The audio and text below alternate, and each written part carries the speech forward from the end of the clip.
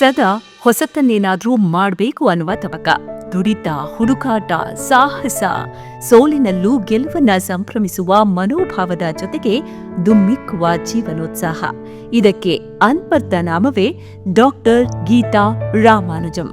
ಸಾಮಾಜಿಕ ಕಾರ್ಯಕರ್ತೆ, ಶಿಕ್ಷಣ ತಜ್ಞೆ, ಸಾಹಿತಿ, ರಂಗಕರ್ಮಿ, ತತ್ವಶಾಸ್ತ್ರಜ್ಞೆ, ಆಧ್ಯಾತ್ಮಿಕ ಚಿಂತಕಿ, ಮಕ್ಕಳ ಮುತ್ತಿನ ಶಿಕ್ಷಕಿ, ಯುವಜನರ ಮಾರ್ಗದರ್ಶಿ, ಮಗನ ಮಮತೆಯ ತಾಯಿ, ಗಂಡನ ಅಕ್ಕರೆಯ ಪತ್ನಿ, ಈ ಎಲ್ಲವನ್ನ ಒಟ್ಟಿಗೆ ಸೇರಿಸಿ ಎರಕ ಹೊಯ್ದಂತೆ ಇರುವ ಅಪರೂಪದ ಸಾಧಕಿ ನಮ್ಮ ಗೀತಾ ರಾಮಾನುಜಂ. ರಾಜ್ಯೋತ್ಸವ ಪ್ರಶಸ್ತಿ, ನಾಟಕ ಅಕಾಡೆಮಿ ಸೇರಿದಂತೆ ಹಲವಾರು ಪ್ರತಿಷ್ಠಿತ ಪ್ರಶಸ್ತಿಗಳನ್ನ ಮುಡಿಗೇರಿಸಿಕೊಂಡ ಈ ಸಾಧನೆಯ ಶಿಖರ ಕನ್ನಡ ಸಾಹಿತ್ಯ ಪರಿಷತ್ ಯಶವಂತಪುರ ವಿಧಾನಸಭಾ ಕ್ಷೇತ್ರದ ಸಾಹಿತ್ಯ ಸಮ್ಮೇಳನದ ಅಧ್ಯಕ್ಷೆಯೂ ಆಗಿ ಕನ್ನಡಮ್ಮನ ತೇರು ಎಳೆದ ದೈತ್ಯ ಪ್ರತಿಭೆ. ಈಗ ಇವರ ಬಗ್ಗೆ ಜಗತ್ತಿನ ಹಲವು ಕಡೆ ಮನೆಮಾತು.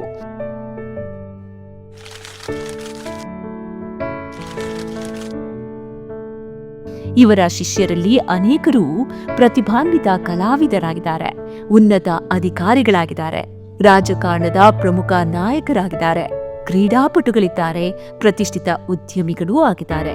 ಈ ಎಲ್ಲರ ಪಾಲಿಗೆ ಅಕ್ಕರೆಯ ಪ್ರಿನ್ಸಿಪಲ್, ಶಿಕ್ಷಕಿ, ಫ್ರೆಂಡ್, ಮಾರ್ಗದರ್ಶಿಯಾಗಿದ್ದಾರೆ ಗೀತಾ ರಾಮಾನುಜಂ ಮೇಡಂ.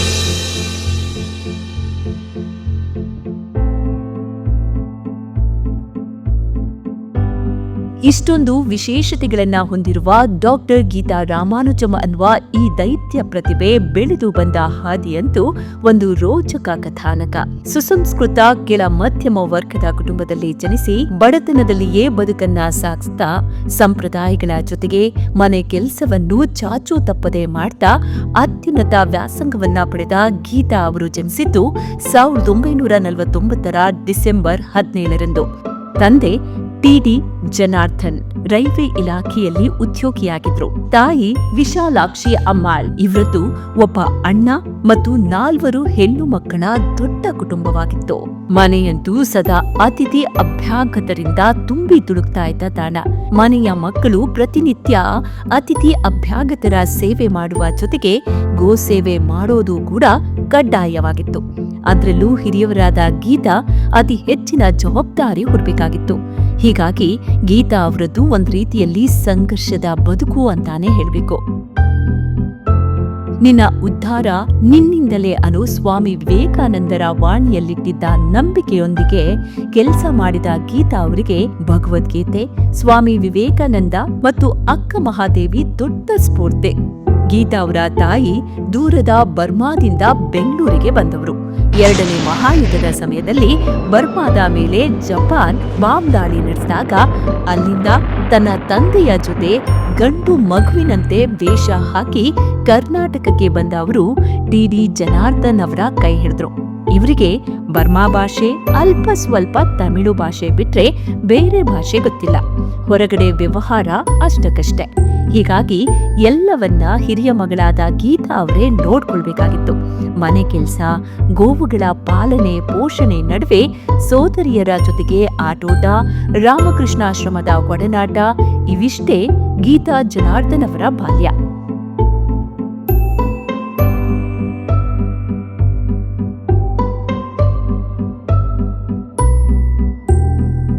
ಮನೆಯಲ್ಲಿ ತುಂಬು ಸಂಸಾರ.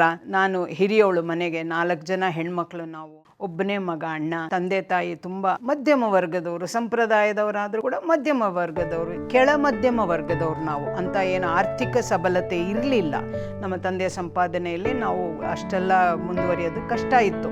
ಹಾಗಾಗಿ ನಮ್ಮ ಮನೆಯಲ್ಲಿ ಒಂದು ರೀತಿಯಲ್ಲಿ ಹೆಣ್ಣು ಮಕ್ಕಳು ಎಷ್ಟು ಬೇಕೋ ಅಷ್ಟು ವಿದ್ಯೆ ಕಲ್ತ್ರೆ ಸಾಕು ಅನ್ನೋ ಮಟ್ಟಿಗೆ ನಮ್ಮ ಕುಟುಂಬದಲ್ಲಿರೋ ಹಿರಿಯರ ಒಂದು ಸಂಕಲ್ಪ.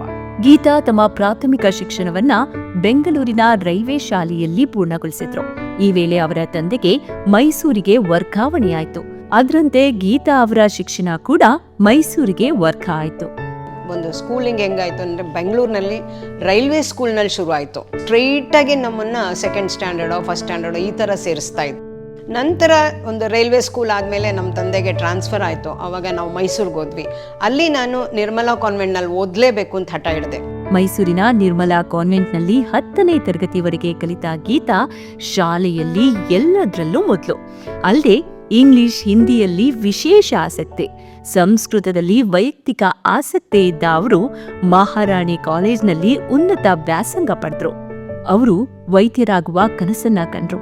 ಇದಕ್ಕೆ ತಕ್ಕಂತೆ ಹುಬ್ಬಳ್ಳಿಯ KMC ಕಾಲೇಜ್ನಲ್ಲಿ ಸೀಟು ಕೂಡ ಸಿಕ್ತು.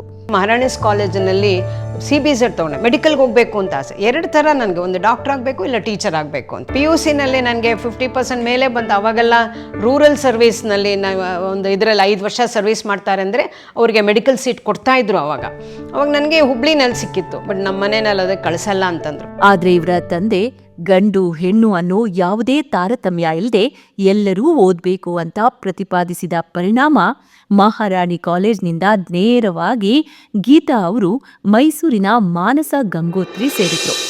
ಮಾನಸ ಗಂಗೋತ್ರಿಗೆ ಬಂದ ನಂತರ ಗೀತಾ ಅವರ ಓದಿನ ಶೈಲಿ, ಚಿಂತನ ವೈಖರಿ, ಬದುಕಿನ ಬಗೆಗೆ ಅವರಿಗಿದ್ದ ಗುರಿ ಎಲ್ಲವೂ ಬದಲಾಗೋಯ್ತು. ಸಂಸ್ಕೃತಿ ಹಾಗೂ ಸಾಹಿತಿಗಳ ಬೀಡಾದ ಮಾನಸ ಗಂಗೋತ್ರಿ ಅವರಿಗೆ ಸ್ಫೂರ್ತಿಯಾಯಿತು. ಅದರಲ್ಲೂ doctor UR Ananthamurthy, Hama Nayak, professor Nikkam, professor SS Raghavachar ಮುಂತಾದವರ ಪ್ರೇರಣೆ ಅವರ ಪಾಲಿಗೆ ವರವಾಯಿತು. ಹೀಗಾಗಿ ಮಹಾರಾಣಿ ಕಾಲೇಜಿನಲ್ಲಿ ಮುದುಡಿದ ಹೂ ಮಾನಸ ಗಂಗೋತ್ರಿಯಲ್ಲಿ ಸಂಪೂರ್ಣವಾಗಿ ಅರಳಿ ಕಂಪು ಬೀರತೊಡಗಿತು.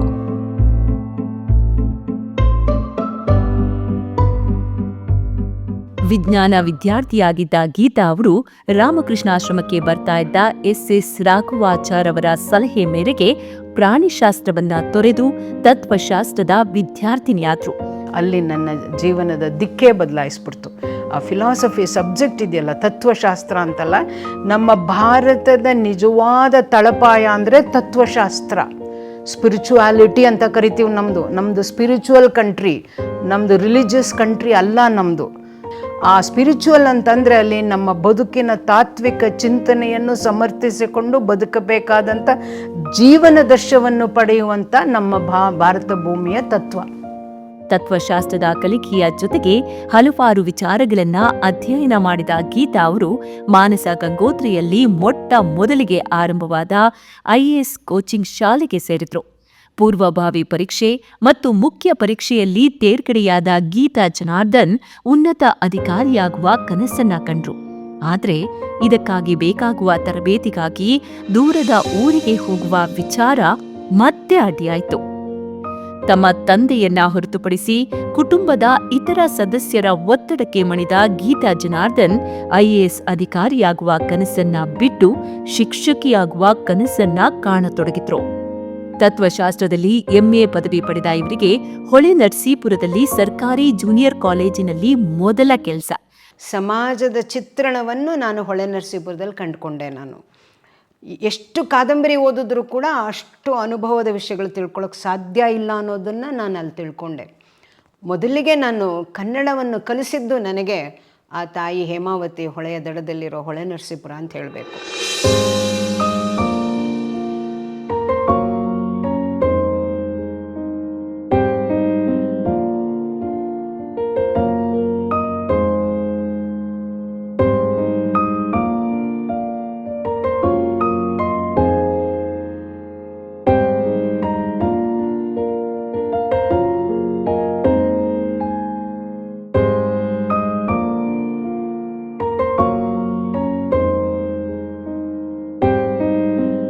ಮನೆಯವರನ್ನ ಒಪ್ಪಿಸಿ ಕೆಲಸಕ್ಕಾಗಿ ಹೊಳೆನರಸೀಪುರಕ್ಕೆ ಬಂದ ಗೀತಾ ಜನಾರ್ದನ್ ಅವರಿಗೆ ಹೊಸ ಪ್ರಪಂಚ ತೆರೆದುಕೊಳ್ತು. ಅಲ್ಲಿ ಹಲವಾರು ಸಮಸ್ಯೆಗಳನ್ನ ಎದುರಿಸ್ತಾನೆ ಎಲ್ಲವನ್ನ ನಿಭಾಯಿಸಬಲ್ಲೆ ಅನ್ನೋ ಛಲವನ್ನ ರೂಢಿಸಿಕೊಂಡ್ರು. ಅಲ್ಲಿ ಕನ್ನಡ ಭಾಷೆ ಮತ್ತು ಸಾಹಿತ್ಯಕ್ಕೆ ಅಲ್ಲಿನ ವಾತಾವರಣ ನಾಂದಿಯಾಯ್ತು. ಒಂದ್ಸಲ AK ಕಾಲೋನಿ ಮಕ್ಕಳು ಗಂಡು ಹುಡುಗರು ಪಾಪ, ಅವರಿಗೆ ದಂಡಯಾತ್ರೆ ಹೊಡೆದೇ ಅಭ್ಯಾಸ ಆಗಿತ್ತು. ಅವ್ರಿಗೆ ಕನ್ನಡದಲ್ಲಿ ಪಾಠ ಮಾಡಿದ್ರು ಸರಿಗೆ ಅರ್ಥ ಆಗ್ತಿರ್ಲಿಲ್ಲ. ಇನ್ನು ಇಂಗ್ಲೀಷ್ನಲ್ಲಿ ಪಾಠ ಮಾಡಿದ್ರೆ ಎಲ್ಲ ಅರ್ಥ ಆಗುತ್ತೆ ಅಂದ್ಬಿಟ್ಟು ಕಷ್ಟಪಟ್ಟು ನಾನು ಕನ್ನಡ ಕಲಿತು ಅವ್ರಿಗೆ ಕನ್ನಡದಲ್ಲಿ ಕಂಪ್ಲೀಟ್ ತರ್ಕಶಾಸ್ತ್ರ ಮತ್ತು ಇಂಗ್ಲೀಷನ್ನ ಎಕ್ಸ್ಪ್ಲೈನ್ ಮಾಡೋದು. ಒಂದು ದಿವಸ ಅವ್ರನ್ನ ಕರ್ಕೊಂಡು ಅಲ್ಲಿ ಎದುರುಗಡೆ ಒಂದು ಟೆಂಪಲ್ನ ಕನ್ಸ್ಟ್ರಕ್ಷನ್ ನಡೀತಾ ಇತ್ತು, ದೇವಾಂಗದವ್ರ ಬೀದಿನಲ್ಲೇ. ಅಲ್ಲಿ ಆಗ್ತಾ ಇದ್ದಾಗ ನನಗೆ ಗೊತ್ತಿಲ್ಲ, ಅವ್ರನ್ನೆಲ್ಲ ಕರ್ಕೊಂಡು ಅಲ್ಲಿ ಇನ್ನೂ ಕನ್ಸ್ಟ್ರಕ್ಷನ್ ಮುಗ್ದಿಲ್ಲ, ಇನ್ನೇನು ಮುಗಿಯೋ ಹಂತದಲ್ಲ, ಅಲ್ಲಿ ಕರ್ಕೊಂಡು ಕೂರಿಸ್ಕೊಂಡು ಅವ್ರಿಗೆ ಪಾಠ ಮಾಡ್ತಾ ಇದ್ದೆ. ಬಂದ್ಬಿಟ್ರಲ್ಲ ಜನಗಳು ನನ್ನನ್ನು ಇದು ಮಾಡೋಕ್ಕೆ, ಸಿಕ್ಕಾಪಟ್ಟೆ ನನ್ನ ಬಗ್ಗೆ ಇದು ಮಾಡಿ ಬಹಿಷ್ಕಾರ ಹಾಕೋ ಮಟ್ಟಿಗೆ ಅವಳು ಊರು ಬಿಟ್ಟು ಹೋಗಬೇಕು ಅನ್ನೋ ಮಟ್ಟಿಗೆ ಮಾಡಿದ್ರು. ನಿಜ ಹೇಳ, ಅದನ್ನು ಗೆದ್ದೆ, ಆ ಒಂದು ಸಂದರ್ಭನ ಗೆದ್ದೆ ನಾನು. ಆಮೇಲೆ ನನಗೆ ಇಡೀ ಊರೇ ನನ್ನನ್ನು ಕೊಂಡಾಡ್ತು. ಗೀತಾ ಟೀಚರು ಚೆನ್ನಾಗಿ ಪಾಠ ಮಾಡ್ತಾಯಿದ್ರು, ಯಾರೂ ಅವ್ರನ್ನ ಮರೆಯೋಕ್ಕಾಗೋದಿಲ್ಲ. ಭಾಳ ಒಳ್ಳೆಯ ಮಾರ್ಗದರ್ಶಕಿಯಾಗಿದ್ದರು.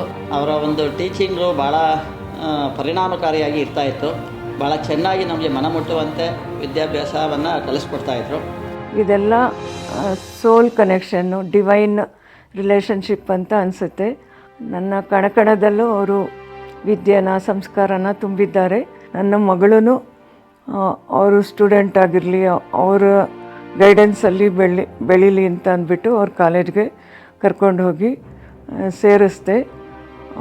ಅವಳಿಗೆ ತುಂಬ ಒಳ್ಳೆಯ ಉತ್ತಮ ಸಂಸ್ಕಾರಗಳನ್ನ ಕೊಟ್ಟಿದ್ದಾರೆ.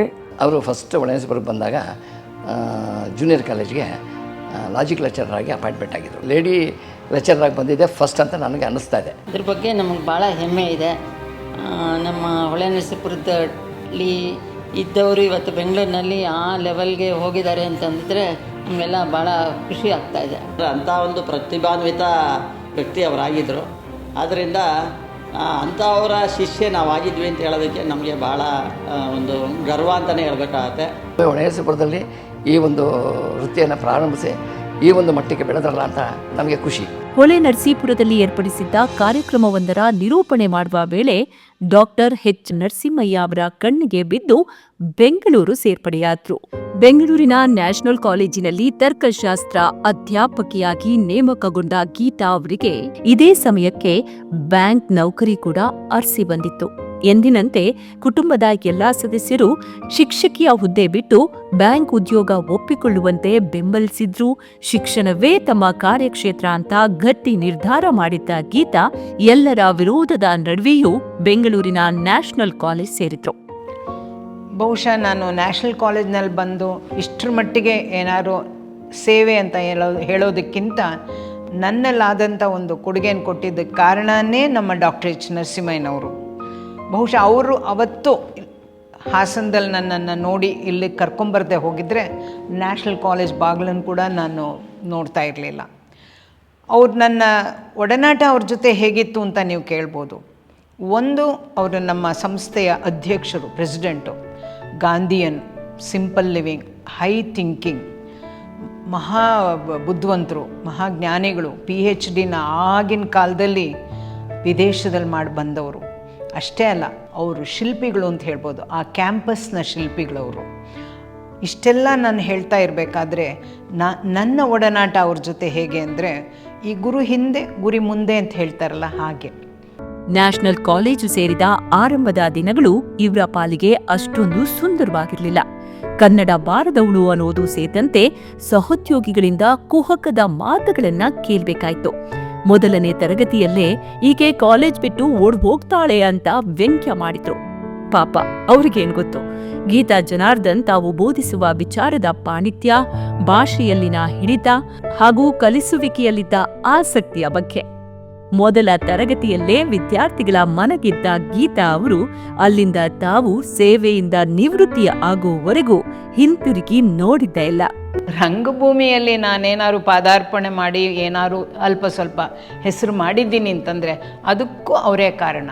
ನನ್ನಲ್ಲಿ ಒಳಗಡೆ ಇದ್ದಂಥ ಒಬ್ಬ ರಂಗಭೂಮಿ ಮಹಿಳೆ ಹೊರತರಕ್ಕೆ ಅವರೇ ನಿಜವಾದ ಕಾರಣ ಅಂತ ಹೇಳಕ್ಕೆ ಇಷ್ಟಪಡ್ತೀನಿ. ಅದರಿಂದ ನನ್ನ ಎಲ್ಲ ಕೊಡುಗೆಗೆ ಏನಾದರೂ ಮನ್ನಣೆ ಸಮಾಜದಲ್ಲಿ ಸಿಕ್ಕಿದ್ರೆ ಅದು ಅವರ ಪಾಲಿಗೆ ನಾನು ಸಮರ್ಪಣೆ ಮಾಡ್ತೀನಿ. ನ್ಯಾಷನಲ್ ಕಾಲೇಜಿನ ಬಹುಮುಖ ಪ್ರತಿಭೆಗಳನ್ನ ಹೆಕ್ಕಿ ಹೊರ ತೆಗೆಯುವಲ್ಲಿ ವಿಶೇಷ ಪರಿಣಿತಿ ಹೊಂದಿದ್ದ ಗೀತಾ ಜನಾರ್ದನ್ ಎಲ್ಲ ವಿದ್ಯಾರ್ಥಿಗಳ ಅಚ್ಚುಮೆಚ್ಚಿನ ಶಿಕ್ಷಕಿ. ಹಾಗೆ ಎಚ್ ನರಸಿಂಹಯ್ಯ ಅವರ ಮೆಚ್ಚಿನ ಪ್ರಾಧ್ಯಾಪಕಿಯಾದ್ರು. ನಾನು ಸತತವಾಗಿ ಬರೆದು ಎಲ್ಲ ಥರ ನಾಟಕಗಳು ಮಾಡ್ತಾಯಿದ್ದೆ. ಕೊನೆಗೆ ನಾನು ಮ್ಯೂಸಿಕಲ್ ಪ್ಲೇಸ್ನ ಬರೆಯೋಕ್ಕೆ ಶುರು ಮಾಡಿದ್ದು ನಿಜಕ್ಕೂ ಸಮಾಜ ಭಾಳ ದೊಡ್ಡದಾಗೆ ಗುರುತಿಸ್ತು ಅಂತ ಹೇಳಬೇಕು. ವಾಗ್ಗೇಯಕಾರರ ಜೀವನ ಚರಿತ್ರೆ ಎಲ್ಲ ಅವರ ತಾತ್ವಿಕ ಚಿಂತನೆಯ ಬದುಕನ್ನು ನಾನು ಸಂಶೋಧನೆ ಮಾಡಿ ಅದರಿಂದಲೇ ಅವರ ಸಂಗೀತ ಅಷ್ಟು ದೈವತ್ವಕ್ಕೆ ಹೋಗಿದ್ದು ಅಂತ ನಾನು ತೋರಿಸ್ಬೇಕು ಅನ್ನೋ ಒಂದು ತುಡಿತದಿಂದ ನಾಟಕಗಳನ್ನೆಲ್ಲ ಮಾಡಿದೆ. ನಿಜವಾಗ್ಲೂ ನಾಟಕ ಅಕಾಡೆಮಿಯವರು ನನಗೆ ಪುರಸ್ಕಾರ ಮಾಡಿದ್ದಾರೆ. ಗಾಯನ ಸಮಾಜದವರು ನನಗೆ ವರ್ಷದ ಕಲಾವಿದೆಯಾಗಿ ಕೊಟ್ಟಿದ್ದಾರೆ. ಮಾಡಿದ್ದಾರೆ. ಬೇಕಾದಷ್ಟು ಪಾರಿತೋಷಕಗಳು ಬಂದಿದೆ, ಮನ್ನಣೆ ಬಂದಿದೆ. ಎಚ್.ಎನ್. ಅವರ ಮಾರ್ಗದರ್ಶನದಲ್ಲಿ ಹಲವಾರು ಸಾಹಸಗಳನ್ನ ಮಾಡಿ ರಂಗ ಚಟುವಟಿಕೆಗಳಲ್ಲಿ ತೊಡಗಿದ ಗೀತಾ ಅವರ ಗರಡಿಯಲ್ಲಿ ಪಳಗಿ ಬಂದವರಲ್ಲಿ ರಾಜು ಅನಂತಸ್ವಾಮಿ, ಶೈಲಜನಾ, ಶರತ್ ಲೋಹಿತಾಶ್ವ, ಶ್ವೇತಾ ಶ್ರೀವಾತ್ಸವ ಅವರಂತಹ ಅನೇಕ ಪ್ರತಿಭೆಗಳು ನಾಡಿನ ಎಲ್ಲಾ ಕಡೆ ಕಲಾದೇವಿಯ ತೇರನ್ನ ಎಳಿತಾ ಇದ್ದಾರೆ. ನ್ಯಾಷನಲ್ ಕಾಲೇಜು ಅಂದರೆ ನಾಟಕದ ಕಾಲೇಜು ಅಂತಾನೆ ಪ್ರಸಿದ್ಧಿಯನ್ನು ಪಡೆದಂಥದ್ದು. ನಾಟಕ ಮಾಡ್ತಿದ್ವಿ ನಾವು. ಮೇಡಮ್ ಅವ್ರದ್ದು ಡೈರೆಕ್ಟ್ ಮಾಡಿದಂಥ ಸೂಳೆಕೆರೆ ಮೇಡಮೇ ಬರೆದಿರೋಂಥ ನಾಟಕ. ಒಬ್ಬ ಸ್ತ್ರೀ ನಿರ್ದೇಶಕಿ ನನಗೆ ಸಿಕ್ಕಿದ್ದು ನನ್ನ ಪುಣ್ಯ ಅಂತಲೇ ನಾನು ಹೇಳ್ಬೋದು. ಅವರು ನನ್ನ ನೋಡಿದ ಕೂಡಲೇ ಒಪ್ಕೊಂಡ್ರು. ಗೀತಾ ರಾಮಾನುಜಂ ಮೇಡಮ್ಗೆ ಸಂಗೀತ ಮತ್ತು ನಾಟಕದಲ್ಲಿ ವಿಶೇಷವಾದ ಆಸಕ್ತಿ ಇದೆ. ಸ್ವತಃ ನಿರ್ದೇಶಕರು, ರಚನಾಕಾರರು ಆದ ಗೀತಾ ರಾಮಾನುಜಂ ಮೇಡಮು ಒಂದು ಕಣ್ ಸನ್ನೆನಲ್ಲೇನೆ ಇಡೀ ಆಡಿಟೋರಿಯಮನ್ನು ಕಂಟ್ರೋಲ್ ಮಾಡ್ತಿದ್ರು. We have presented dramas in Ravindra Kalakshetra in various other platforms before many guests and dignitaries, and Kannada dramas ಮಾಡ್ತಿದ್ವಿ. She is a great director, a great supporter. ನಾಟಕ ಸ್ಪರ್ಧೆ ಆಗಿರಬಹುದು ಅಥವಾ ಚರ್ಚಾ ಸ್ಪರ್ಧೆ ಆಗಿರಬಹುದು, ಪ್ರಬಂಧ ಸ್ಪರ್ಧೆಗಳಾಗಿರಬಹುದು, ಇದ್ರ ಕಡೆಗೆ ಹೆಚ್ಚಿನ ಗಮನ ಕೊಡೋದಕ್ಕೆ ಪ್ರತಿಯೊಬ್ಬ ಸ್ಟೂಡೆಂಟ್ ಗೂ ಕೂಡ ಅವರು ಪ್ರೋತ್ಸಾಹವನ್ನು ಕೊಡ್ತಾ ಇದ್ರು. ಮೇಡಮ್ ನನ್ನ ಅಭಿನಯವನ್ನು ತಿದ್ದಿ ತೀಡಿ ಅದು ಏನು ಅಂತ ಹೇಳಿ ಪ್ರತಿಯೊಂದು ಭಾಷೆ ಮತ್ತು ಅದರ ನಿಲುಗಡೆಗಳು, ಪದ ಮಧ್ಯ ಕೊಡಬೇಕಾದಂಥ ಒಂದು ಪಾಸ್, ಮತ್ತು ಅದಕ್ಕೆ ಯಾವ ಪದಕ್ಕೆ ಒತ್ತು ಕೊಡಬೇಕು, ಯಾವ ಅಕ್ಷರಕ್ಕೆ ಒತ್ತು ಕೊಡಬೇಕು, ಈ ಎಲ್ಲ ABCD ನಾನು ಮೇಡಮ್ ಹತ್ರ ಕಲಿತೆ. ಕೆಲವು ಡೈರೆಕ್ಟರ್ಗಳು ತುಂಬ ಸಿಟ್ಟು ಮಾಡ್ಕೊಂಡ್ಬಿಡ್ತಾರೆ. ಸಿಟ್ಟು ಮಾಡಿಕೊಂಡು ಬೈದು ಆರ್ಟಿಸ್ಟ್ ಮನಸ್ಸುಗಳಿಗೆಲ್ಲ ನೋವಾಗೋ ಹಾಗೆ ಮಾತಾಡಿ ಎಲ್ಲ ಮಾಡ್ತಾರೆ. ಬಟ್ ಮೇಡಮ್ ಹಾಗಲ್ಲ. ನಮ್ಗಳ ಜೊತೆ ಅವರೂ ಅದನ್ನೇ ತಮಾಷೆ ಮಾಡಿ ಎಂಜಾಯ್ ಮಾಡಿ ಎಲ್ಲಿ ತಪ್ಪು ಮಾಡಿದ್ವಿ ನೆಕ್ಸ್ಟ್ ಟೈಮು ನೆನಪಿಟ್ಕೊಂಡು ರೆಕ್ಟಿಫೈ ಮಾಡಿಕೊಂಡು ನಾವು ಮತ್ತೆ ತಪ್ಪನ್ನ ಮಾಡಬಾರ್ದು, ಆ ರೀತಿ ಪ್ರೀತಿಯಿಂದ ಹೇಳೋರು. ಅವ್ರ support is not only limited to academics. In fact ನನಗೆ ಡ್ರಾಮಾ, ಆಮೇಲೆ ಸ್ಟೇಜ್ ಮೇಲೆ ಸ್ಪೀಚ್ ಮಾಡೋದು, ಡಿಬೇಟ್ಸ್ ಇರಲಿ, I was very shy initially. Many students of my batch and many students who are my seniors and juniors, everybody she used to support. She used to ensure that ಅವ್ರ ಬಗ್ಗೆ ಹೇಳಬೇಕು ಅಂದರೆ ನನಗೆ ಮಾತುಗಳು ಸಾಕಾಗ್ತಿಲ್ಲ. So ಈ ಮೂಲಕ ಏನಾಗುತ್ತೆ, ನಾವು ಈ ಎಲ್ಲ ಸಂಗತಿಗಳಲ್ಲಿ ಒಳಗೊಳ್ತಾ ಇದ್ರಿಂದ ಕೇವಲ ಪಠ್ಯ ಪುಸ್ತಕಗಳಿಗಷ್ಟೇ ಸೀಮಿತವಾಗದೆ ನಮ್ಮ ಸುತ್ತಮುತ್ತ ನಡೀತಕ್ಕಂತಹ ಎಲ್ಲ ಏನು ಸಂಗತಿಗಳಿತ್ತು ಆ ಸಂಗತಿಗಳ ಕಡೆಗೂ ಕೂಡ ಗಮನ ಕೊಡುವಂತಹ ಒಂದು ಕೆಲಸವನ್ನು ನಡೀತಾ ಇತ್ತು. ಆದರೆ ಇವತ್ತು ನಾನು ಯಾವ ಸ್ಥಾನದಲ್ಲಿದ್ದೀನೋ ಆ ಸ್ಥಾನದಲ್ಲಿ ಬರೋಕ್ಕೆ ಮೂಲ ಕಾರಣ ಡಾಕ್ಟರ್ ಗೀತಾ ರಾಮಾನುಜಂ ಅವರನ್ನು ತಂಪೊತ್ತಲ್ಲಿ ನೆನೆಸ್ಕೋಬೇಕು ಅಂತ ಹೇಳ್ತಾರೆ. Thank you madam, thank you so much. ನಿಮ್ಮಿಂದ ಜೀವನನೇ ಎಷ್ಟು ಬದಲಾಯಿತು ನನ್ನ ಲೈಫ್ ಅಂತ ನನಗೆ ಇವತ್ತು ಹೇಳ್ಕೊಳ್ಳೋದಕ್ಕೆ ಒಂದು ಅವಕಾಶ ಸಿಕ್ಕಿದೆಯಲ್ಲ, ಅದಕ್ಕೆ ತುಂಬ ತುಂಬ ತುಂಬ ಚಿರಋಣಿಯಾಗಿದ್ದೀನಿ ಅಂತ ಹೇಳೋದಕ್ಕೆ ಇಷ್ಟಪಡ್ತೀನಿ. ಈ ನಡುವೆ ತಮ್ಮ ನೆಚ್ಚಿನ ಶಿಷ್ಯ ರಾಜು ಅನಂತಸ್ವಾಮಿ ಚಿಕ್ಕ ವಯಸ್ಸಿನಲ್ಲಿ ಕಾಲಿನ ಗರ್ಭ ಸೇರಿದ್ದು ಇವರಿಗೆ ದೊಡ್ಡ ಆಘಾತ. ಎದೆ ತುಂಬಿ ಹಾಡಿದೆನೋ ಅಂದು ನಾನು. ನ್ಯಾಷನಲ್ ಕಾಲೇಜಿನ ವಿದ್ಯಾರ್ಥಿ ಸಮೂಹ ಮಾತ್ರ ಅಲ್ಲ, ಅಲ್ಲಿನ ಇತರೆ ಸಿಬ್ಬಂದಿಗಳ ಮನಗೆದ್ದ GR ಮೇಡಮ್ ಅನ್ನೋ ಹೆಸರು ನ್ಯಾಷನಲ್ ಕಾಲೇಜಿನೊಂದಿಗೆ ಅವಿನಾಭಾವ ಸಂಬಂಧವಾಯಿತು. ತಂದೆ ತಾಯಿ ಮಕ್ಕಳ ಬಗ್ಗೆ ಹೇಗೆ ಗಮನಿಸ್ತಾ ಇರ್ತಾರೋ ಹಾಗೆ ಅವರು ಟೀಚರ್ ಅಷ್ಟೇ ಅಲ್ಲದೆ ಒಂದು ಮಾತೃಸ್ಥಾನ ಕೂಡ ನಾನು ಅವರಲ್ಲಿ ಕಾಣ್ತೀನಿ ಅಂತ ಹೇಳಕ್ಕೆ ಈಗಲೂ ಸಂತೋಷ ಆಗುತ್ತೆ. ಸ್ವಾಮಿ ವಿವೇಕಾನಂದ ಅವರು ಶಿಕ್ಷಣದ ಬಗ್ಗೆ ಹೇಳಬೇಕಾದ್ರೆ ಈಗ ಹೇಳ್ತಾರೆ, education is the manifestation of perfection already in man ಅಂತ. ಅಂದರೆ ವ್ಯಕ್ತಿಯೊಳಗಡೆ ಇರ್ತಕ್ಕಂತಹ ವ್ಯಕ್ತಿತ್ವದ ಪರಿಪೂರ್ಣತೆಯ ಒಂದು ದೃಷ್ಟಾಂತವನ್ನು ಮಾಡಿಕೊಡೋದೇ ಶಿಕ್ಷಣ ಅಂತ ಹೇಳಿ. ಅಂತಹ ವ್ಯಕ್ತಿತ್ವದ ಪರಿಪೂರ್ಣತೆಯನ್ನು ನಮಗೆ ತೋರಿಸ್ಕೊಟ್ಟಂಥವರು ನಮ್ಮ ಅಚ್ಚುಮೆಚ್ಚಿನ ಮೇಡಮ್ ಗೀತಾ ರಾಮಾನುಜಂ ಮೇಡಮ್ ಅವರು. ಸೊ ಓವರಾಲ್ ಹೇಳೋದೇನೆಂದರೆ GR miss was just not a teacher. ಅವರು ಒಂಥರ ನಮ್ಮ ಜೀವನದಲ್ಲಿ ಎಲ್ಲದರಲ್ಲೂ ಒಂಥರ ನಮ್ಮನ್ನು ಪ್ರೋತ್ಸಾಹ ಮಾಡಿ ನಮ್ಮನ್ನು ಹುರಿದುಂಬಿಸಿ, ಎಸ್ಪೆಷಲಿ ನನ್ನಂಥವ್ರನ್ನ, ನನಗೆ ಕಣ್ಣಿನ ಸಮಸ್ಯೆ ಇದ್ದಿದ್ದನ್ನು ಯಾವತ್ತೂ ಅದು ನೋವು ಅಂತ ಅನ್ನಿಸ್ಲಿಕ್ಕೆ ಅವರು ಬಿಡಲಿಲ್ಲ. She is such a dynamic person. ಯಾವ ಕ್ಷೇತ್ರದಲ್ಲಿ ಅವ್ರ ಎಕ್ಸ್ಪರ್ಟೈಸ್ ಇಲ್ಲ ಅನ್ನೋದೇ ಗೊತ್ತಿಲ್ಲ. ಅದು ಎಜುಕೇಷನ್ ಫೀಲ್ಡ್ ಆಗಿರ್ಬೋದು, ನಾಟಕದ ರಂಗ ಆಗಿರ್ಬೋದು, ಸಾಹಿತ್ಯಗಳಾಗಿರ್ಬೋದು, ಮ್ಯೂಸಿಕಲ್ ಇದರಲ್ಲಿ ಇರ್ಬೋದು, ಆ್ಯಂಡ್ ಒಂದು ಆ್ಯಸ್ ಎ ಸ್ಪೀಕರ್ ಅವ್ರು ಮೆಸ್ಮರೈಸಿಂಗ್ ಸ್ಪೀಕರ್ ಅವರು. ಎಷ್ಟು ಆಡಿಯನ್ಸ್ ಇರಲಿ, 2,000 ಇರಲಿ, 5,000 ಇರಲಿ, she is able to attract them by her speech. ಅಂದರೆ ಹೇಗೆ ಅದು ಸಾಧ್ಯ ಅಂತ ಹೇಳಿದ್ರೆ ಅವರಲ್ಲಿ ಇರೋವಂತಹ ನಿಜಾಯಿತಿ. ಅವ್ರು ಏನೇ ಮಾತಾಡಿದ್ರು ಕೂಡ ಅದು ಐ ವಾಶ್ ಆಗಿರೋದಿಲ್ಲ. She says what she made and what she has experience. That is why she is unique from the rest.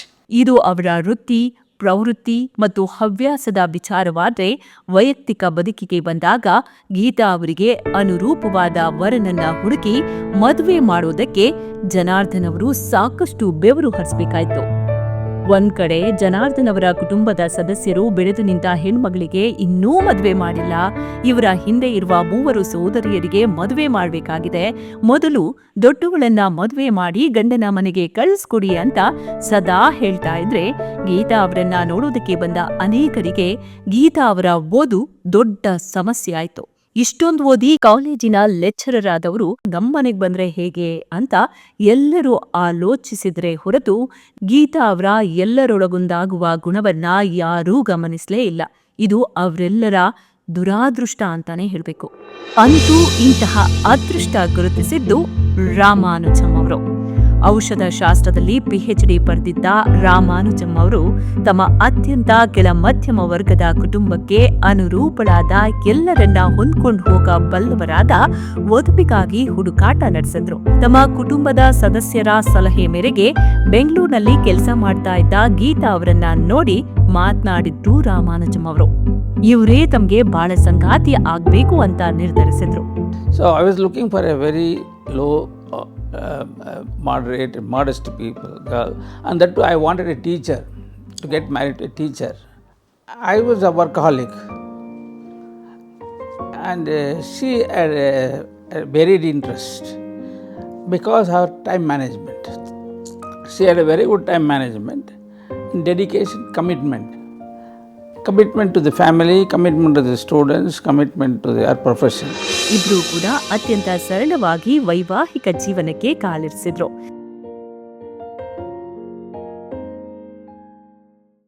ನಂತರದಲ್ಲಿ 2 ಮನೆ ಮುಖ್ಯಸ್ಥರಾಗಿ ಗೀತಾ ರಾಮಾನುಜಂ ಎಲ್ಲರ ಅಚ್ಚುಮೆಚ್ಚಾದ್ರು. ಈ ದಂಪತಿಯ ಬದುಕು ಸರಳ ರೇಖೆಯಂತೆ ಯಾವುದೇ ಗೊಂದಲ, ಅಪಸ್ವರ, ಅಪನಂಬಿಕೆಗೆ ಅವಕಾಶವೇ ಇಲ್ಲದಂತೆ ಸುಂದರವಾಗಿ ಎಂದಿಗೂ ಬತ್ತದ ಜರಿಯಂತೆ ಹರಿತಾ ಇದೆ. ಇವರಿಗೊಬ್ಬ ಮಗ. ಆತ ಅಪ್ಪ ಅಮ್ಮನ ಎಲ್ಲಾ ಗುಣಗಳನ್ನ ಮೈದೆಳ್ಕೊಂಡು ಬಂದಿರುವಂತಹ ವರಪುತ್ರ.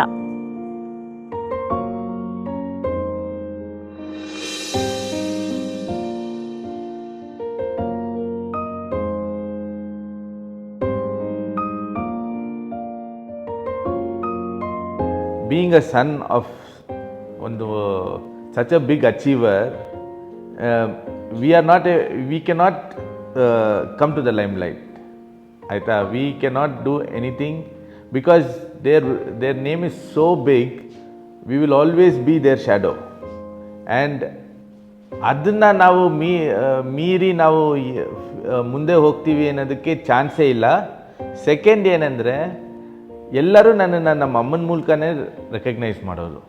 ಯಶಸ್ವಿಯಾಗಿ ಸಂಸಾರದ ನೊಗ ಎಳಿತಲೇ ಪ್ರತಿಷ್ಠಿತ ನ್ಯಾಷನಲ್ ಕಾಲೇಜ್ ಸಂಸ್ಥೆಯನ್ನ ಮತ್ತಷ್ಟು ಉನ್ನತ ಸ್ಥಾನಕ್ಕೆ ಕೊಂಡೊಯ್ಯುವ ಕೆಲಸ ಮಾಡಿದ ಗೀತಾ ರಾಮಾನುಜಂ ಅವರಿಗೆ ಇನ್ನೂ ಏನನ್ನೋ ಮಾಡಬೇಕು ಅನ್ನುವ ತುಡಿತ ಹಾಗೂ ತವಕ. ಅದರಲ್ಲೂ ಗ್ರಾಮೀಣ ಪ್ರದೇಶದಿಂದ ಬಂದವರು ಉನ್ನತ ವ್ಯಾಸಂಗದ ಸಮಯದಲ್ಲಿ ಇಂಗ್ಲಿಷ್ ಸೇರಿದಂತೆ ಹಲವು ವಿಚಾರಗಳ ಕಾರಣಕ್ಕಾಗಿ ಪರದಾಡುವುದು ಮತ್ತು ನಗರ ಪ್ರದೇಶದ ಅತ್ಯಾಧುನಿಕ ಶಿಕ್ಷಣ ಪಡೆದ ವಿದ್ಯಾರ್ಥಿಗಳೊಂದಿಗೆ ಸ್ಪರ್ಧೆ ಮಾಡೋದಕ್ಕೆ ಸಾಧ್ಯವಾಗದೆ ಒದ್ದಾಡುವುದನ್ನ ಕಂಡ ಈ ಮಾತೃ ಹೃದಯ ಹಳ್ಳಿಗಾಡಿನ ಜನರಿಗಾಗಿ ಏನನ್ನಾದರೂ ಮಾಡಬೇಕು ಅಂತ ಸದಾ ತುಡಿತಾ ಇತ್ತು. ಗ್ರಾಮೀಣ ವಿದ್ಯಾರ್ಥಿ ಅಂದಿದ ತಕ್ಷಣ ನಾವೇನು ಅಂದ್ಕೊಳ್ತೀವಿ, ಅವ್ರಿಗೇನೂ ಗೊತ್ತಿಲ್ಲ, ಎಲ್ಲ ನಾವು ಕಲಿಸ್ಬೇಕು ಅಂದ್ಕೊಳ್ತೀವಿ. ಅವಾಗ ನಾವು ಅಂದ್ಕೊಳ್ತೀವಿ ಹಳ್ಳಿ ಮಕ್ಳಿಗೆ ಏನು ಗೊತ್ತಿರುತ್ತೆ ಅಂತ. ಇಲ್ಲ, ಹಳ್ಳಿ ಮಕ್ಕಳಲ್ಲಿ, ಹಳ್ಳಿ ವಿದ್ಯಾರ್ಥಿಗಳಲ್ಲಿ ನೈಸರ್ಗಿಕವಾಗಿ, ಸ್ವಾಭಾವಿಕವಾಗಿ ಅವರಲ್ಲಿ ಕಲಿಯುವಿಕೆ ಒಂದು ಆಂತರಿಕ ಶಕ್ತಿ ಇರುತ್ತೆ ಅವ್ರಿಗೆ. ಅವರು ಪರಿಸರದಿಂದನೇ ಹೆಚ್ಚು ಕಲ್ತ್ಬಿಟ್ಟಿರ್ತಾರೆ. ಆಗಲೇ ಪರಿಸರದ ಜೊತೆ ಅವ್ರದ್ದು ಒಡನಾಟ ಎಷ್ಟಿರುತ್ತೆ ಅಂತಂದರೆ, ಅವ್ರು ಕಲ್ತಿರೋ ರೀತಿನಲ್ಲಿ ನಾವೇ ಒಂದೊಂದು ಸಲ ಬೆಚ್ಚಿ ಬೀಳ್ತೀವಿ. ಅರೆ ನಮ್ಮ ಸಿಟಿ ಮಕ್ಕಳಲ್ಲಿ ಏನಾಗುತ್ತೆ ಅಂತಂದರೆ ನನಗೆ ಮುಕ್ಕಾಲು ಭಾಗ ಅನಿಸೋದು ಒಂದು ರೀತಿಯಲ್ಲಿ ಪ್ಯಾರೆಟ್ ಲರ್ನಿಂಗ್ ಅಂತ ಹೇಳ್ತೀವಿ. ಅದನ್ನು ಗೊತ್ತಿರೋದನ್ನು ಇನ್ಫಾರ್ಮೇಷನ್ನ ಅವ್ರು ಕಲಿತು ಅದನ್ನು ಮಾಡಿರ್ತಾರೆ. ಅದರಿಂದ ಇವರಿಗೆ ನಾವು ಮಾಹಿತಿಗಳನ್ನು ಕೊಟ್ಟು ಭಾಷೆಯನ್ನು ಕೊಟ್ಟು ಇವರನ್ನು ನಾವು ಮತ್ತಷ್ಟು ವಿದ್ವತ್ಪೂರ್ಣವಾಗಿ ಮಾಡೋದು ನಾವು ಹಳ್ಳಿ ಮಕ್ಳಿಗೆ ಮಾಡಬೇಕು. ಸಿಟಿ ಮಕ್ಳಿಗೆ ನಾವೇನು ಮಾಡಬೇಕು, ನೈಸರ್ಗಿಕವಾಗಿ ವಾತಾವರಣದ ಪ್ರಕಾರ ಅವರನ್ನು ವಿವಿಧ ವಾತಾವರಣಕ್ಕೆ ಅವರನ್ನು ಕರ್ಕೊಂಡು ಹೋಗಿ ಅವರನ್ನು ನಿಸರ್ಗದ ಜೊತೆ ಅಂದರೆ ನಮ್ಮ ಪ್ರಕೃತಿಯ ಜೊತೆ ಅವರಿಗೆ ನಿಜಕ್ಕೂ ಅದರ ಬಗ್ಗೆ ಕಲಿಯುವಿಕೆಯ ಒಂದು ಅವಕಾಶ ಮಾಡಿಕೊಡ್ಬೇಕಾಗುತ್ತೆ. ಸರ್ಕಾರಿ ಶಾಲೆಯಲ್ಲಿ ಶಿಕ್ಷಕಿಯಾಗಿ ಕೆಲಸಕ್ಕೆ ಸೇರಿ ಜಯನಗರ ನ್ಯಾಷನಲ್ ಕಾಲೇಜಿನ ಪ್ರಿನ್ಸಿಪಲ್ ಆಗಿ ನಿವೃತ್ತಿಯಾದ ಗೀತಾ ಅವರು ತಾವು ಕಲಿತದ್ದನ್ನ ಮಕ್ಕಳಿಗೆ ದಾರೆ ಎರಿಬೇಕು. ಶಿಕ್ಷಣ ಅಂದ್ರೆ ನಾವಿವತ್ತು ಸರ್ಕಾರಿ ಶಾಲೆಗಳಲ್ಲಿ ನಾವು ಕಲಿಸ್ತಾ ಇರುವ ಶಿಕ್ಷಣ ಅಲ್ಲ, ಅದಕ್ಕಿಂತಲೂ ವಿಭಿನ್ನವಾಗಿ ವಿಶಿಷ್ಟವಾಗಿ ಮಕ್ಕಳಿಗೆ ಕಲಿಸ್ಬೇಕು ಅಂತ ಸದಾ ಹಂಬಲಿಸ್ತಾ ಇದ್ರು. ಆದ್ರೆ ಅದಕ್ಕೆ ಸರ್ಕಾರದ ಕಟ್ಟುಪಾಡುಗಳು, ಶಿಕ್ಷಣ ಇಲಾಖೆಯ ನಿಯಮಗಳು ಅವಕಾಶ ಕಲ್ಪಿಸಲಿಲ್ಲ. ಈ ಹಂಬಲವನ್ನ ತಮ್ಮ ಪತಿ ರಾಮಾನುಜಂ ಮತ್ತು ಮಗನ ಬಳಿ ಹೇಳ್ಕೊಂಡಾಗ ಮೊದಲಿಗೆ ಅವರು ನಿವೃತ್ತಿಯ ನಂತರ ಇಂತಹ ಸಾಹಸ ಯಾಕೆ, ಏನನ್ನಾದ್ರೂ ಬರಿತಾ ಓದ್ತಾ ಕಾಲ ಕಳೆಯೋಣ ಅಂತ ಹೇಳಿದ್ರು. ಆದರೆ ಗೀತಾ ಅವರು ಗ್ರಾಮೀಣ ಪ್ರದೇಶದ ಮಕ್ಕಳು ಉನ್ನತ ಮಟ್ಟದ ಶಿಕ್ಷಣ ಸಿಗದೆ ಪಡ್ತಾ ಇರುವ ಕಷ್ಟವನ್ನ ವಿವರಿಸಿ ಇಂತಹ ಮಕ್ಕಳಿಗೆ ಏನನ್ನಾದ್ರೂ ಸಾಧಿಸುವುದಕ್ಕೆ ಸಹಾಯ ಮಾಡೋಣ, ಅದಕ್ಕೆ ಶಿಕ್ಷಣ ಒಂದೇ ಅನಿವಾರ್ಯ ಮಾರ್ಗ ಅಂತ ಮನವರಿಕೆ ಮಾಡಿಕೊಟ್ರು. ಇದರ ಪರಿಣಾಮ ಪತಿ ಮತ್ತು ಮಗ ಇಬ್ರೂ ಕೂಡ ಇವರ ಹೊಸ ಸಾಹಸಕ್ಕೆ ಬೆನ್ನೆಲುಬಾಗಿ ನಿಂತ್ರು. ರಾಮಾನುಜಂ ದಂಪತಿ ಜೀವಮಾನವಿಡೀ ದುಡಿದು ಸಂಪಾದಿಸಿದ ಆಸ್ತಿಯನ್ನ ಮಾರಿ ಬೆಂಗಳೂರು ಹೊರವಲಯದ ತಾತಗುಣಿ ಸಮೀಪದ ಬಂಜರು ಭೂಮಿಯೊಂದನ್ನ ಖರೀದಿಸಿ ಅಲ್ಲಿ ಜಿಆರ್ ಶಿಕ್ಷಣ ಸಂಸ್ಥೆಯ ನಿರ್ಮಾಣಕ್ಕೆ ತಳಪಾಯ ಹಾಕಿದ್ರು.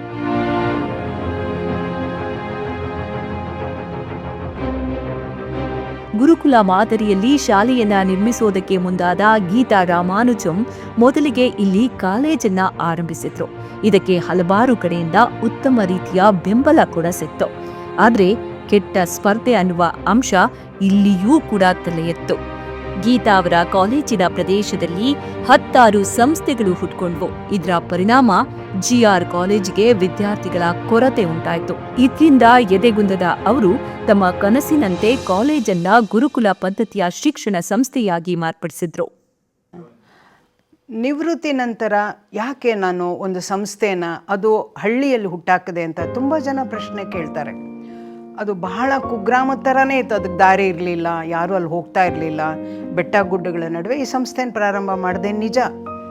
ಅದನ್ನು ಭಾಷೆನಲ್ಲಿ ಹೇಳೋಕ್ಕಾಗಲ್ಲ. ಈ ಸಂಸ್ಥೆನ ಹುಟ್ಟಾಕಿ ಬೆಳೆಸಿದ ರೀತಿ 15 ವರ್ಷಗಳ ಕಾಲ ಸತತವಾಗಿ ಪಟ್ಟಂಥ ಒಂದು ನಿರಂತರ ಹೋರಾಟ, ಸಂಘರ್ಷಗಳು, ಸೋಲುಗಳು, ಅವಮಾನಗಳು, ನಿಂದನೆಗಳು ಎಲ್ಲ ಇದ್ದವು. ಆದರೂ ಕೂಡ ಇವತ್ತು ಆ ಸಂಸ್ಥೆ ಒಂದು ಉತ್ತಮೋತ್ತಮ ಸಂಸ್ಥೆಯಾಗಿ ನಿಂತಿರೋದು ಬಹುಶಃ ನಾನು ಹೋದರೂ ಕೂಡ ಅದು ನಿರಂತರವಾಗಿ ಮಕ್ಕಳಿಗೆ ಶಿಕ್ಷಣ ಕೊಡುತ್ತೆ ಅನ್ನೋ ಒಂದು ಅಭಿಲಾಷೆಯಿಂದ ನಾನು ಇದನ್ನು ಮಾಡಿದ್ದೀನಿ. ವಸತಿಯುಕ್ತ ಈ ಶಿಕ್ಷಣ ಸಂಸ್ಥೆಗೆ ಅವತ್ತು ಮುಖ್ಯಮಂತ್ರಿಯಾಗಿದ್ದ ಕುಮಾರಸ್ವಾಮಿ, ಎಸ್.ಟಿ. ಸೋಮಶೇಖರ್, ಶೋಭಾ ಕರಂದ್ಲಾಜೆ, ದಿವಂಗತ ವಿಜಯ್ ಕುಮಾರ್ ಸೇರಿದಂತೆ ಹಲವಾರು ಮಂದಿ ತಮ್ಮದೇ ಆದ ಬೆಂಬಲ ನೀಡ್ತಾ ಜಿಆರ್ ಮೇಡಂ ಸಾಧನೆಗೆ ಬೆಂಬಲವಾಗಿ ನಿಂತರು.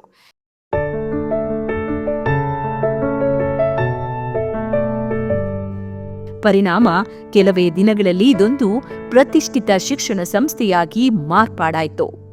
ಆದ್ರೆ ಎಲ್ಲ ಒತ್ತಡ ಹಾಗೂ ಸವಾಲುಗಳನ್ನ ಗೀತಾ ಅವರೊಬ್ಬರೇ ತೆಗೆದುಕೊಳ್ಳುವುದಕ್ಕೆ ಸಾಧ್ಯವಿಲ್ಲ ಅಂತ ಅರಿತ ರಾಮಾನುಜಂ ತಮ್ಮ ಪತ್ನಿಯ ಜೊತೆಗೆ ಹೆಜ್ಜೆ ಇಡೋದಕ್ಕೆ ತೊಡಗಿದ್ರು. ಮನೆ ಮರೆತ ಈ ದಂಪತಿ ಬೆಂಗಳೂರು ಬಿಟ್ಟು ತಾತಗುಣಿ ಶಾಲೆಯ ಪುಟ್ಟ ಕೊಠಡಿ ಸೇರಿದ್ರು.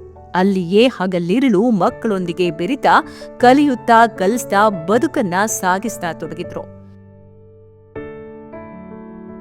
ಆದರೆ ರೆಸಿಡೆನ್ಷಿಯಲ್ ಸ್ಕೂಲ್ ನಡೆಸೋಕ್ಕೆ ಸಹಸ್ರಾರು ಕೈಗಳು ಬೇಕಾಗುತ್ತೆ. ವಾರ್ಡನ್ ಬೇಕಾಗುತ್ತೆ, ಅಬ್ಸರ್ವರ್ ಬೇಕಾಗುತ್ತೆ, ಒಂದೊಂದು 40 ಮಕ್ಳಿಗೊಬ್ಬರನ್ನ ಅಪಾಯಿಂಟ್ ಮಾಡಬೇಕಾಗತ್ತೆ, ಹಾಸ್ಟೆಲ್ಗೆ ಒಬ್ಬರು ಫಿಸಿಕಲ್ ಇನ್ಸ್ಟ್ರಕ್ಟರ್ ಬೇಕಾಗುತ್ತೆ, ಎಜುಕೇಟರ್ಸ್ ಬೇಕಾಗುತ್ತೆ, ಮತ್ತು ಸೈಕಾಲಜಿಸ್ಟ್ ಬೇಕಾಗುತ್ತೆ, ಡಾಕ್ಟರ್ಸ್ ಬೇಕಾಗುತ್ತೆ, ಫಸ್ಟ್ ಏಡ್ ಹೋಮ್ ಬೇಕಾಗುತ್ತೆ, ಎಲ್ಲ ಬೇಕಾಗುತ್ತೆ. ಇದು ಬೇಡ ಅನ್ನಂಗಿಲ್ಲ. ಆಮೇಲೆ ಊಟದ ವ್ಯವಸ್ಥೆ ಚೆನ್ನಾಗಿರಬೇಕು, ನೀರಿನ ವ್ಯವಸ್ಥೆ ಚೆನ್ನಾಗಿರಬೇಕು, ಎಲೆಕ್ಟ್ರಿಸಿಟಿ 24 ಗಂಟೆನೂ ಇರಬೇಕು. ಎಷ್ಟು ವಿಷಯ ಇದಲ್ಲದೆ ನಾವು ಅವರನ್ನು ಭದ್ರವಾಗಿ ನೋಡ್ಕೋಬೇಕು. ಅಪ್ಪ ಅಮ್ಮ ಇಂತಹ ಅಪರೂಪದ ಸಾಧನೆ ಮಾಡ್ತಿರುವಾಗ ಅವರಿಗೆ ತಕ್ಕನಾದ ಮಗ ಸುಮ್ಮನೆ ಇರೋದಕ್ಕೆ ಹೇಗೆ ಸಾಧ್ಯ? ತಂದೆ ತಾಯಿಗೆ ತಕ್ಕ ಮಗನಾದ ಸಂದೀಪ್ ಅವರು ತಮ್ಮ ಬಹುರಾಷ್ಟ್ರೀಯ ಸಂಸ್ಥೆಯ ಕೆಲಸಕ್ಕೆ ಗುಡ್ ಬೈ ಹೇಳಿ ತಾತಗುಣಿಯ GR ಶಿಕ್ಷಣ ಸಂಸ್ಥೆ ಸೇರಿದ್ರು. ನಮ್ಮ ತಾಯಿ ಬಗ್ಗೆ ಹೇಳಬೇಕು ಅಂದರೆ she is a very powerful, strong, very dedicated woman. And I think ಅವರಿಂದ ನಾನು ಕಲಿಯೋದು ತುಂಬ ಇದೆ ಜಿಮ್ದಲ್ಲಿ, ಇನ್ನೂ ಕಲಿತಾನೇ ಇದ್ದೀನಿ. ನನಗೆ ಪಾಸಿಟಿವ್ ಸೈಡ್ ಏನಂದರೆ she is been a very strong support and guiding force in my life. ಓದೋದು, ಬರೆಯೋದು, ಒಂದು ಸ್ಟೂಡೆಂಟ್ಸ್ಗೆ ಓರಿಯೆಂಟೇಷನ್ ಮಾಡೋದು, ಒಂದು ಇನ್ಸ್ಟಿಟ್ಯೂಷನ್ಗೆ ರಿಸೋರ್ಸ್ ಪರ್ಸನ್ ಆಗಿರೋದು, ಎಜುಕೇಷನ್ ಡ್ರಿವನ್ ಲೈಫ್ ಅಂತ ನಾನು, ಡೆಡಿಕೇಟೆಡ್ ಲೈಫ್ ಅಂತ ನಾನು ಹೇಳ್ಬೋದು. So it's very rare to see such a kind of a person. And ನಾನು ಅವ್ರ ಮಗ ಆಗಿ ಹುಟ್ಟಿದ್ದಕ್ಕೆ ನಾನು I don't know, I might have done so much of good deeds, ಪುಣ್ಯ ಅಂತ ಹೇಳ್ತೀವಿ. ಅತ್ಯಾಧುನಿಕ ಚಿಂತನೆಯ ಸಂದೀಪ್ ಗುರುಕುಲ ಶಿಕ್ಷಣ ಪದ್ಧತಿಯ ಶಾಲೆಗೆ ಆಧುನಿಕ ಸ್ಪರ್ಶ ನೀಡಿದ್ರು. ಇದರ ಪರಿಣಾಮ ಈ ಸಂಸ್ಥೆ ಸಾಕಷ್ಟು ಜನಪ್ರಿಯಗೊಂಡು ದೊಡ್ಡ ಪ್ರಮಾಣದಲ್ಲಿ ವಿದ್ಯಾರ್ಥಿಗಳು ವಸತಿಯುಕ್ತ ಶಾಲೆಗೆ ಸೇರ್ಪಡೆಯಾದ್ರು.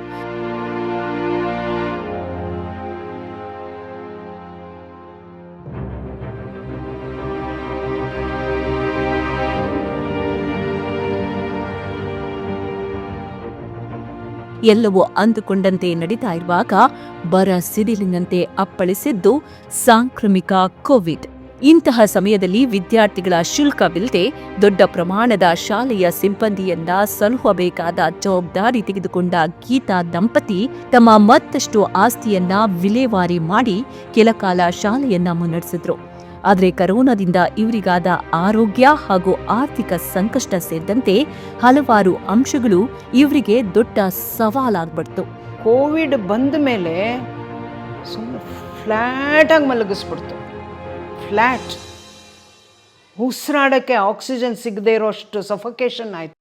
ಆವಾಗ ನಾನು ಸೀರಿಯಸ್ಸು, ನಮ್ಮ ಹಸ್ಬೆಂಡು ಸೀರಿಯಸ್ಸು. ಈ ಕ್ಯಾಂಪಸ್ ನೀವು ನೋಡಿದ್ದೀರ, ಎಷ್ಟು ದೊಡ್ಡ ಕ್ಯಾಂಪಸ್ಸು. ನಾವಿಬ್ಬರೇ ಇದ್ವಿ ಒಂದು ರೂಮಲ್ಲಿ. ಆ ಕೋವಿಡ್ ಟೈಮ್ನಲ್ಲೂ ಸಂಬಳ ಒಂದು ಸ್ವಲ್ಪ ಲೇಟ್ ಆದರೂ ಕೂಡ ಕೆಲವರು ತುಂಬ ಹಿಂಸೆ ಮಾಡಿದ್ದಾರೆ. ಎಷ್ಟೋ ಸಂಸ್ಥೆಗಳು ಸಂಬಳ ಕೊಟ್ಟಿಲ್ಲ, ಆದರೆ ನಾನು ಪ್ರತಿಯೊಬ್ಬರಿಗೂ ಸಂಬಳ ಕೊಟ್ಟಿದ್ದೀನಿ. ಹೀಗಾಗಿ ಅನಿವಾರ್ಯವಾಗಿ ತಮ್ಮ ಕನಸಿನ ಶಾಲೆಯನ್ನ ಕೆಲವು ಕಾಲ ಖಾಸಗಿಯವರ ನಿರ್ವಹಣೆಗಾಗಿ ನೀಡಿದ್ರು. ಮತ್ತೆ ಯಾವಾಗ ಶಾಲೆ ತಮ್ಮ ಕೈ ಸೇರುತ್ತೆ, ವಿದ್ಯಾರ್ಥಿಗಳಿಗೆ ತಾವು ಅಂದುಕೊಂಡದ್ದನ್ನ ಅಂದುಕೊಂಡ ರೀತಿಯಲ್ಲೇ ಕಲಿಸುವ ಮೂಲಕ ಅವರನ್ನ ಸತ್ಪ್ರಜೆಗಳನ್ನಾಗಿ ಮಾಡಬೇಕು ಅನ್ನೋ ಕನಸನ್ನ ಕಾಣ್ತಿದ್ದಾರೆ. ಆಧ್ಯಾತ್ಮಿಕ ಸಾಗರದಲ್ಲಿ ಮಿಂದೆದ್ದ ಡಾಕ್ಟರ್ ಗೀತಾ ರಾಮಾನುಜಂ ಒಬ್ಬ ದಾರ್ಶನಿಕರಾಗಿ ಕಾಣ್ತಾರೆ. ಮೈಸೂರು ವಿಶ್ವವಿದ್ಯಾನಿಲಯದಿಂದ 2004ರಲ್ಲಿ ಪರಿಸರ ಜಾಗೃತಿ ಮತ್ತು ಜೈನ ಧರ್ಮ ಈ ವಿಷಯದ ಮೇಲೆ ಮಹಾಪ್ರಬಂಧವನ್ನ ಮಂಡಿಸಿ PhD ಪದವಿಯನ್ನ ಪಡೆದ ಅವರು ಸ್ವಚ್ಛ ಬದುಕಿಗೆ ಆಧ್ಯಾತ್ಮ ತುಂಬಾ ಅವಶ್ಯಕ ಅಂತಾರೆ. ಆಧ್ಯಾತ್ಮ ಅಂದ್ರೆ ಏನು? ತನ್ನನ್ನು ತಾನು ಅರಿತು ಇತರರನ್ನು ತನ್ನರಂತೆ ಕಂಡು ತನ್ನನ್ನು ಇತರರಲ್ಲಿ ಕಂಡು ಅದರ ಬಗ್ಗೆ ದರ್ಶನವನ್ನು ಪಡೆದು ಬದುಕುವುದೇ ಆಧ್ಯಾತ್ಮ. ಇದು ಬರೀ ಪಂಡಿತರಿಗ ಅಥವಾ ಮಹಾಜ್ಞಾನಿಗಳಿಗ, ಮೇಧಾವಿಗಳಿಗ, ಆಚಾರವಂತರು, ಮಠಾಧೀಶರು ಇವ್ರಿಗೆ ಮಾತ್ರನಾ? ಹಿಂಗೇನಾದ್ರು ನಾವು ಅವ್ರಿಗೆ ಮಾತ್ರ ಅಂತ ಮೀಸಲಿಟ್ರೆ ಸಮಾಜ ಕಲ್ಯಾಣಕರ ಆಗಲ್ಲ. What makes Gita Ramanujam very special is her philosophical attitude in all that she does. And I know she is also a qualified philosopher. She has her master's in philosophy apart from being a master's in science. So what indicates is, if you blend philosophy into your life will be more meaningful. And that way Dr. Gita Ramanujam's achievements in life is truly inspiring for all of us. Geetha Ramanujam ಅವರ ಹೆಸರಲ್ಲೇ ಒಂದು ಗೀತಾ ಅಂತಿದೆ. ಅವರು ಯಾವುದೇ ಒಂದು ಪ್ರವಚನದಲ್ಲಿ, ಒಂದು ಭಾಷಣದಲ್ಲಿ ನಾವು ನೋಡ್ಬೋದು, ಭಗವದ್ಗೀತೆಯ ಪ್ರತಿಯೊಂದು ಅಂಶವನ್ನು ಕೂಡ ಸಭಿಕರಿಗೆ ತಿಳಿಸ್ತಾ ಬರ್ತಾರೆ. ಯಾಕೆಂದರೆ ಎಲ್ಲ ವಯಸ್ಸಿನವರಿಗೆ ಭಗವದ್ಗೀತೆಯ ಸಾರವನ್ನು ತಿಳಿಸಿದರೆ ಜೀವನವನ್ನು ಉತ್ತಮ ಮಾಡ್ಕೊಳ್ಳೋ ಅವಕಾಶ ಇದೆ ಅಂತ ಹೇಳಿ ಅವರು ಬಹಳ ನಂಬಿಕೆಯನ್ನು ಇಟ್ಕೊಂಡಿದ್ದಾರೆ. ಅವರು ಕೃಷ್ಣ ಭಕ್ತರು ಕೂಡ. ಪ್ರತಿಯೊಂದು ವಿಚಾರದಲ್ಲಿ ಕೃಷ್ಣನ ಉಲ್ಲೇಖಗಳನ್ನು ಕೊಡ್ತಾರೆ, ಕೃಷ್ಣನ ಬಗ್ಗೆ ಬಹಳ ವಿಚಾರಗಳನ್ನು ತಿಳಿಸ್ಕೊಡ್ತಾರೆ. ಇದೆಲ್ಲ ಯಾಕೆ ಮಾಡ್ತಾ ಇದ್ದಾರೆ ಅಂತ ಹೇಳಿದರೆ, ನಮ್ಮ ಇಂದಿನ ಜನಾಂಗಕ್ಕೆ ಒಂದು ಸಂದೇಶವನ್ನು ಕೊಟ್ಟು ಉತ್ತಮ ಸಮಾಜವನ್ನು ನಿರ್ಮಾಣ ಮಾಡಬೇಕಾದ್ರೆ ನಾವು ಭಗವದ್ಗೀತೆಯ ಸಾರವನ್ನು ಹೆಚ್ಚು ಹೆಚ್ಚು ಪ್ರಚುರಪಡಿಸಬೇಕು, ಜನಕ್ಕೆ ತಲುಪಿಸ್ಬೇಕು ಅನ್ನೋ ಒಂದು ಉದ್ದೇಶ ಇಟ್ಕೊಂಡು ಅನೇಕ ವರ್ಷಗಳಿಂದ ಈ ಕಾರ್ಯ ಮಾಡ್ತಾ ಬಂದಿದ್ದಾರೆ. ಹಿಂಸೆಯನ್ನು ನೋಡಿಕೊಂಡು ಬಹುಶಃ ಅವರಿಗೆ ಅಹಿಂಸೆ ಕಡೆ ಹೋಗಬೇಕು ಅಂತ ಒಂದು ಮನಸ್ಸು ಬಂತೋ ಏನೋ. ಹಾಗಾಗಿ ಅವರು ತಮ್ಮ PhD-ಯನ್ನು ಜೈನಿಸಮಲ್ಲಿ ಮಾಡಿ ಮೈಸೂರು ಯೂನಿವರ್ಸಿಟಿಯಿಂದ ಅಹಿಂಸೆಯ ಬಗ್ಗೆ PhD-ಯನ್ನು ಪಡ್ಕೊಂಡ್ರು. ಸೊ ಹಿಂಸೆಯಿಂದ ಅಹಿಂಸೆಗೆ ಹೋಗೋದು ಹೇಗೆ ಅಂತ ತೋರಿಸ್ಕೊಟ್ಟಂಥ ಧೀಮಂತ ಮಹಿಳೆ ಅಂತ ಹೇಳಲಿಕ್ಕೆ ಇಚ್ಛಪಡ್ತೇನೆ.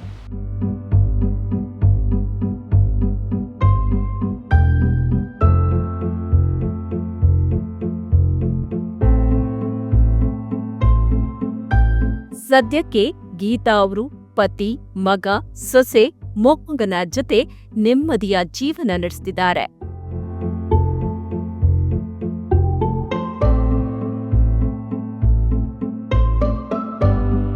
ನನಗೆ ಸಂದೀಪ್ನ ಮದುವೆ ಆಗಿ ಇವ್ರ ಕುಟುಂಬಕ್ಕೆ ಸೇರಿದಾಗ ಒಂದು ಒಳ್ಳೆ ಪ್ರೋಗ್ರೆಸಿವ್ ಥಿಂಕಿಂಗ್ ಇರೋವಂಥ ಕುಟುಂಬಕ್ಕೆ ಸೇರಿದೆ ಅಂತ ನನಗೆ ಬಹಳ ಸಂತೋಷ ಆಯಿತು. ಅದು ಎಜುಕೇಷನ್ನೇ ಆಗಿರ್ಬೋದು ಅಥವಾ ಒಂದು ಜೀವನದಲ್ಲಿ ಅಚೀವ್ಮೆಂಟ್ಸ್ ಬಗ್ಗೆ ಕುತೂಹಲ ಇರೋದು ಆಗಿರ್ಬೋದು. ಸೊ ಅವ್ರು ನಮ್ಮ ಅತ್ತೆ ಮತ್ತು ನಮ್ಮ ಮಾವ ಇಬ್ಬರೂ they are great achievers in their own right. As a philosopher, I think it has helped not only her but our whole family because there is so much that we can learn from our Bhagavad Gita ನೇ ಆಗಿರ್ಬೋದು ಅಥವಾ ಬೇರೆ ಬೇರೆ ದೊಡ್ಡ ದೊಡ್ಡ ವ್ಯಕ್ತಿಗಳೇ ಆಗಿರ್ಬೋದು. ಇವಾಗ ವಿವೇಕಾನಂದ ಅವರು, ರಾಮಕೃಷ್ಣ ಪರಮಹಂಸ ಅವರು, these are all people who have inspired Har and all the philosophy that she has learnt or she has grasped from them that shows in every walk of life. ಸದ್ಯ 75 ವರ್ಷ ಪ್ರಾಯವನ್ನ ದಾಟಿರುವ ಈ ದಂಪತಿ ಇನ್ನೂ ಕೂಡ ನವ ಯುವಕರಂತೆ ಚಿಂತಿಸ್ತಾ ಸದಾ ಏನನ್ನಾದ್ರೂ ಹೊಸತನ ಮಾಡಬೇಕು ಅಂತ ತುಡಿತಾ ಇರೋದನ್ನ ಕಂಡ್ರೆ ಎಂಥವರಿಗೂ ಇವರಿಗೊಂದು ದೊಡ್ಡ ಸೆಲ್ಯೂಟ್ ಹೊಡಿಲೇಬೇಕು ಅಂತ ಅನ್ನಿಸದೇ ಇರೋದಕ್ಕೆ ಸಾಧ್ಯನೇ ಇಲ್ಲ. ಅಮ್ಮ, ನಿನಗೆ 100 ವರ್ಷ ಇನ್ನು ಮುಂದೆ ಆಯುಸ್ಸು, ಆರೋಗ್ಯ, ಸುಖ, ಶಾಂತಿ ಎಲ್ಲನೂ ದೇವರು ನಿನಗೆ ಅನುಗ್ರಹಿಸಲಿ ಅಂತ ನನ್ನ ಒಂದು ಪ್ರಾರ್ಥನೆ. ನೀವು ನಮ್ಮ ಜೊತೆನೇ ಇನ್ನೂ ಖುಷಿಯಾಗಿ ಇದೇ ಥರ ನಗ್ತಾ ಇರಬೇಕು ಅಂತ ನಂದು ಮಾತ್ರ ಅಲ್ಲ, ನಿಮ್ದೆಲ್ಲ ವೆಲ್ ವಿಷರ್ಸ್ದು ಒಂದು ಆಸೆ.